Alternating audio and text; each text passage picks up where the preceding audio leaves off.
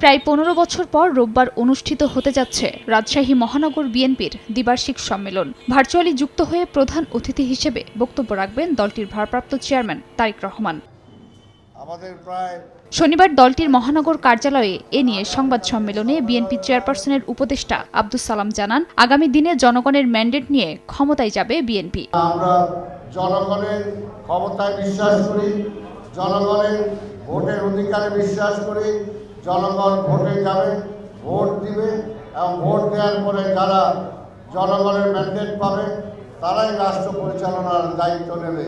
এদিন খুলনায় ৭১-এর মহান মুক্তিযুদ্ধ ও গণতন্ত্র প্রতিষ্ঠায় শহীদ জিয়া শীর্ষক আলোচনায় অংশ নেন বিএনপির স্থায়ী কমিটির সদস্য হাফিজ উদ্দিন আহমেদ। আগামী নির্বাচন বিলম্বিত করতে একটি রাজনৈতিক দল পিআর পদ্ধতিতে ভোট চায় বলে মন্তব্য করেন এ নেতা।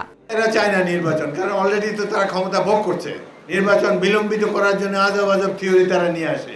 যারা মনে করে যে আগামী দিনে আমরা তো ক্ষমতায় যেতে পারবো না, বিএনপি অবশ্য ভাববেই তারা ক্ষমতায় যাবে।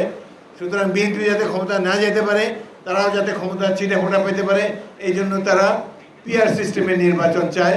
বাংলাদেশের জনগণ এই সিস্টেম বুঝে না, তারা একজন ব্যক্তিকে দেখতে চায় তাদের প্রতিনিধি হিসাবে।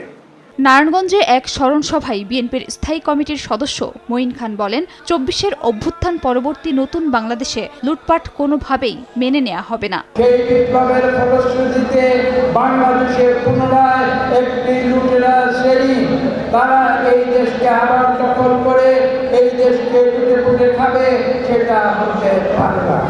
আগামী ফেব্রুয়ারিতে অন্তর্বর্তী সরকার সুষ্ঠু ও নিরপেক্ষ নির্বাচন উপহার দেবে বলে প্রত্যাশা বিএনপি নেতাদের।